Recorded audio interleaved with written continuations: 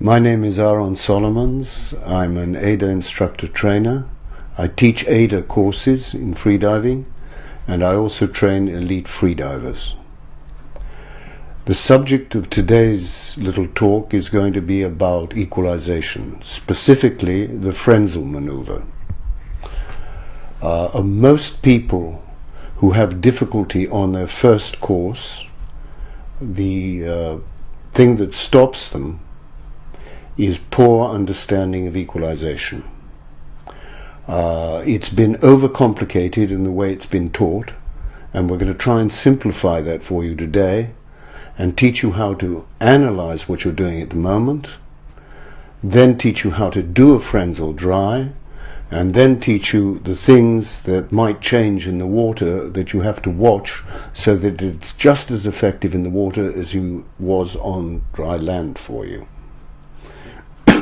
First, let's talk a little bit about the history of the Frenzel, because it's interesting. During the Second World War, the German Air Force, the Luftwaffe, had a fighter bomber called the Stuka that used to go down in a very sharp dive, vertically down, and was mainly used for taking out armor and artillery. Now, the difficulty about dive bombing straight down was that it put a terrific emphasis on being able to equalize your ears.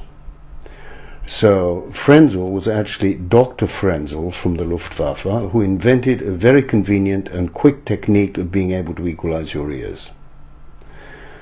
There was a Canadian diver by the name of Eric Fatah who introduced this into freediving a number of years ago, and since then it's become almost a standard for equalization. It's not the only form of equalization, maybe not even the best form of equalization, but it is the one we learn at first, and it is effective.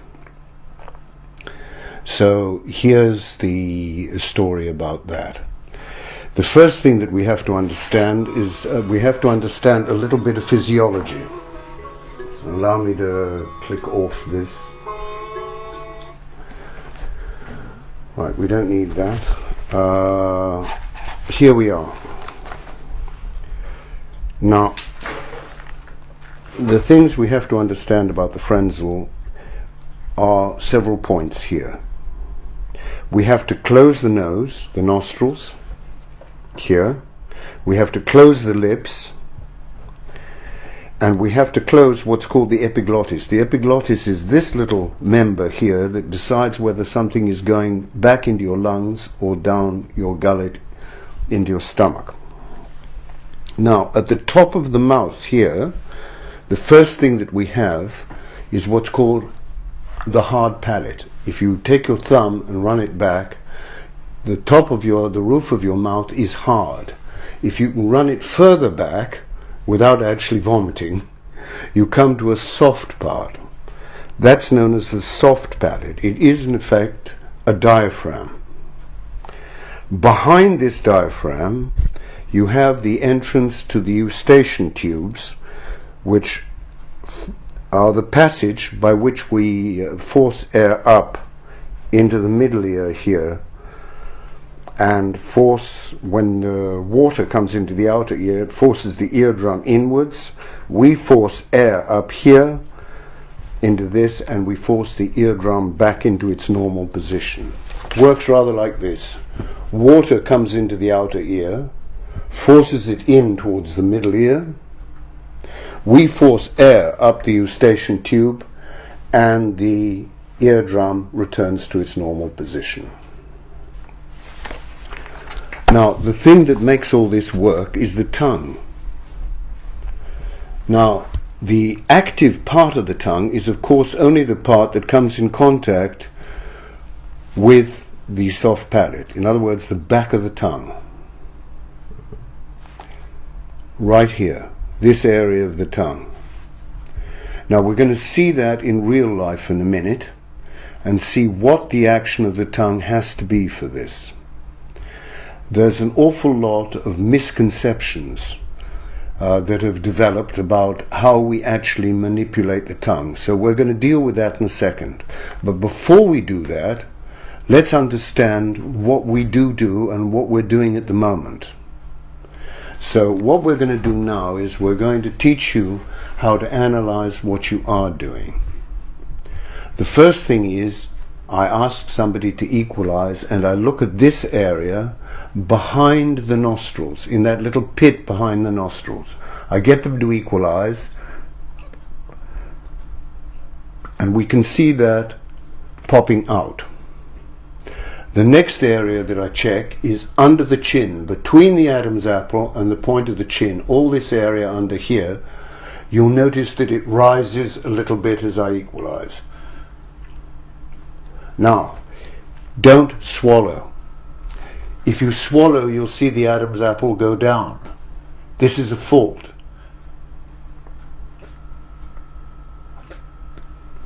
Just simply, it should rise. Now, the other thing that we check is the diaphragm. We put the hand on the diaphragm here, and if there's any movement while you're equalizing, you're doing something called a valsalva. That means to say you're using your diaphragm to push air up towards your ears. This does not work in free diving. The reason it doesn't work is very simple, because we go down in a head down position. Therefore, when we're upside down, the diaphragm is higher than our ears. Let's say, for the sake of argument, that that's the bottom up there. If I equalize and I'm going down, I'm pushing air with my diaphragm up towards my ears. That's a distance of about 60 centimeters in the average male person. That's working against an enormous amount of water pressure. What the instructor will see, and what the student will feel if he's doing this, is that as he goes down, the equalizations become more and more difficult. He's requiring more and more force to equalize his ears, and not only is he requiring force, but he's having to take more and more time. When he's using the correct technique, it's instantaneous and it's gentle. The Frenzel.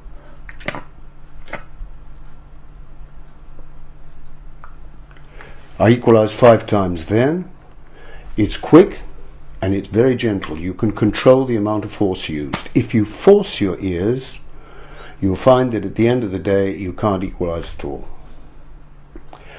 This is the reason that most people, as I say, fail the first course. They don't get over the hurdle of equalization. Now, the critical part of the whole thing is this. Too much has been talked about controlling the soft palate and controlling the epiglottis. Truth of the matter is you can forget them. If the tongue action is right, the whole thing is going to work absolutely like a charm, provided the peripheral things, which we'll talk about later, are in place as well. So let's go over to the mirror and let's have a good look at the tongue action and see what can go right and what can go wrong. My voice is going to be funny because I'm wearing a nose clip. By the way, it's a Trigon's nose clip. I hope somebody from Trigon's is watching this, because I expect at least 3 free nose clips for advertising. It's an excellent nose clip made in Greece. Now, here's the thing. The action of the tongue is critically important, and the part of the tongue that is the most important, as we said, is the back of the tongue.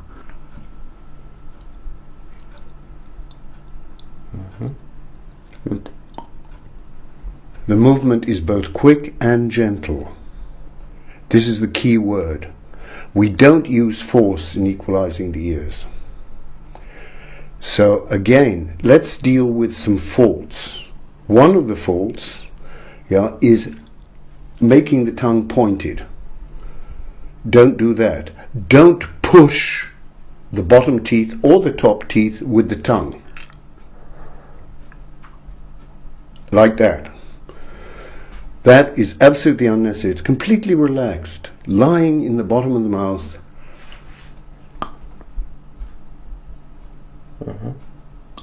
Now, the motion of the tongue is both up and back. And the best way to check it out is get your little light and do it in front of the mirror. Because then you can self-correct in this thing. If it's not working there, probably the action is too much up and not enough back.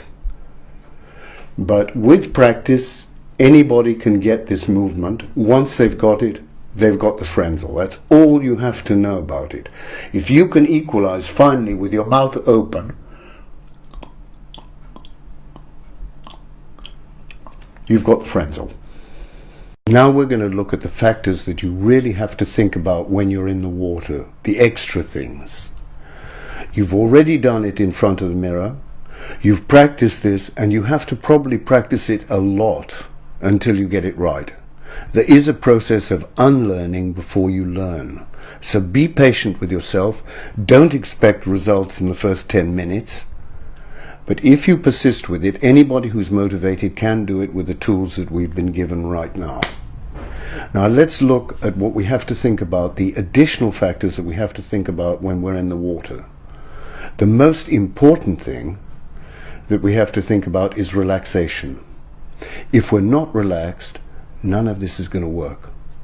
Relaxation is absolutely critical, particularly all the muscles of the face, the tongue, everything else. Your whole body has to be totally relaxed. Look for a nice sleepy feeling before you go down. Now, the next thing that we have to think about is when we equalize. The first equalization should be on the surface before you begin your descent. Now, I'm talking here mostly to beginners, so they will probably be having a breathing or doing their breathe up through a snorkel. And so let's go 1, 2, 3, 4. You're breathing, 1, 2, you take the last breath, big breath, remove the snorkel from your mouth, very important, you can't equalize properly with a snorkel in your mouth. The next thing you do is you equalize your ears before you begin your descent. And then you do your duck dive, and before the tips of your fins have left the surface, you should equalize once again. This is very hard to coordinate. This is why all the difficulties come at the beginning of a course.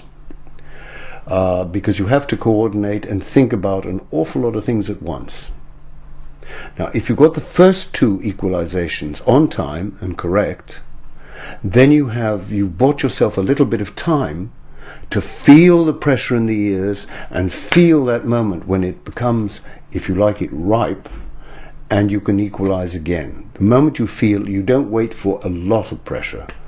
You just feel a slight increase in pressure. Okay, let's equalize again. Now, one of the critical things that you have to keep on checking yourself is, have I got air in my mouth? If I haven't got air in my mouth, this is not going to work. So I must have some air in my mouth. We are not talking about cheek fill here. We're not talking about doing this. We're talking about a normal amount of air in the mouth. And it's very easy to bring that air up again, particularly at the beginning. Now, the other things that can go wrong. We suggest at the beginning, every 2 seconds you equalize. Boom. Boom. Boom. Boom. Keep up the rhythm of equalization. Never force an equalization. That's the next thing that's critically important. And the other things that are really important in this are your head position. Now, when we were very little, we were always told, hey, look where you're going. If you don't look where you're going, you're going to smack your head on the table. Yeah, you're going to fall over the dog. You're going to step on the cat. All kinds of horrors are going to happen to you. So you go through the whole of your life looking where you're going. That is, if you want to stay reasonably in one piece. Now, the trouble with freediving is we mustn't look where we're going. Where we're going is down, right? That's the bottom for us today, because I'm not going to stand on my head and do this video. So, if I find myself with my head back, looking down the line, looking where I'm going, the equalization is not going to work. Now, there are several reasons why it won't work. First of all, it tends to open the epiglottis when I have my head back and the air rushes back into the lungs. The second thing is it causes enormous tension here on the baroreceptors that I have in the side of the neck in the area of the carotid plexus. So this is something we definitely do not want to do. Let me reiterate, we never ever ever go underwater with a snorkel in our mouth.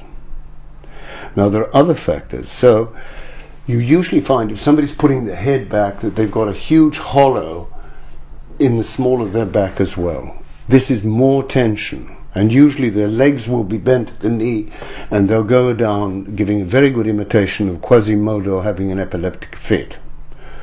So please, relax, go down, looking straight at the line, straight ahead of you, not down at the bottom, and go down the line. Now we recommend, until you've mastered your equalization, that you go down what's called free immersion technique. That's say you pull yourself down the line and you pull yourself back up. The advantage of this is quite simple, that if you can't equalize, if you miss an equalization, if you mistime it, all you have to do is stop right there, and then you can turn around immediately and go back up, and you stand a very good chance of not doing any damage to your ear at all.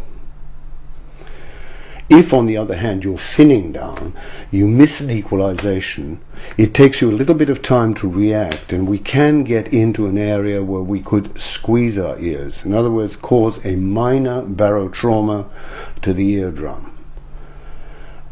If you do that, all sorts of horrors can take place. Also, the eustachian tube can shut down and everything else.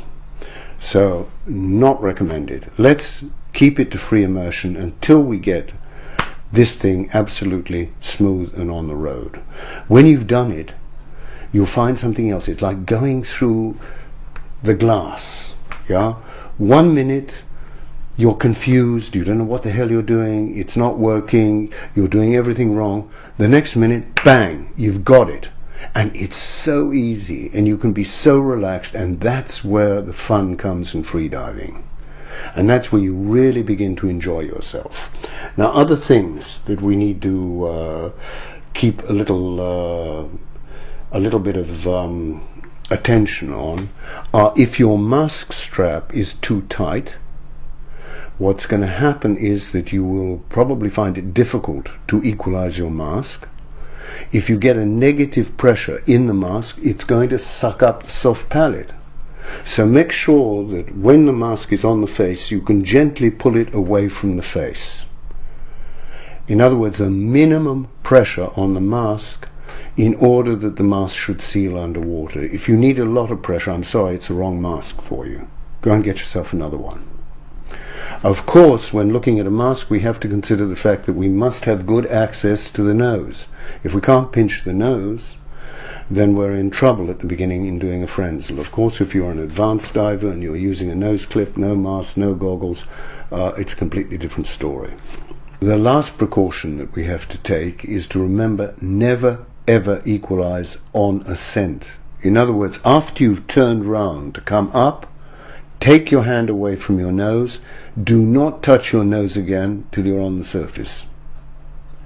That's very important, because if we equalize on the ascent, we can squeeze our ears, we can get a reverse ear block, and all hell breaks loose.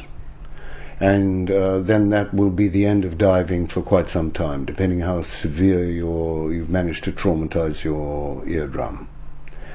Okay, so that's more or less all our information for the moment on the Frenzel. We wish you very good luck at practicing this, and I'd really like to just go over the main points. What we've learnt today. We've learnt how to analyze what we're doing at the moment, with all the checks, to check here, to check under the chin, to check whether we're moving our diaphragm, and to check that we can equalize our ears with our mouth wide open. When we've passed all those hurdles, then we know we're doing a correct Frenzel. The next thing that we learned after that, after learning how to do a correct Frenzel, was how we brought all this into the water and the points that we had to remember while we were in the water, and there are a lot of them. I'm going to go very briefly over them again. The most important thing is to be relaxed. The next thing, in sequence, is that we must equalize our ears before we leave the surface, and the second equalization should come before our fin tips have left the surface, or before our feet have left the surface. Thereafter, each equalization should come when you feel the pressure building. Don't wait for big pressure, and certainly not for pain. Don't try to economize on equalizations. Keep the rhythm going. Check that you have correct amount of air, that you have a little bit of air in your mouth, otherwise the equalization won't work. And the next thing is head position. Don't look down the line. You'll find yourself hollowing your back. There'll be tension here, there'll be tension in the spinal column, and there'll be tension even in the legs if you do that. So please keep the head in a natural position and go down the line. We also suggested that until you've got the equalization absolutely perfect, that you use the free immersion technique of pulling yourself down the line and pulling yourself back up. It's a much more controllable method of going forward and learning the equalization, and we can stop at any time, turn around if it's not working. If it's not working, don't dwell on it, don't start doing maneuvers with your head or your jaw or anything else. Just turn around, come back up, and have a little think about what went wrong there. Don't just do another one without trying to analyze what happened on that one. The last thing that you have to do is all concerned with equipment. Never go down with a snorkel in your mouth. Do check your mask strap before you go down, before it's to make sure that it's not too tight. And the last thing is, never try to equalize your ears while you're going up. So here's wishing you a lot of luck from freedivers. Let us know if you enjoyed this video. Let us know if it helped you. So goodbye from freedivers.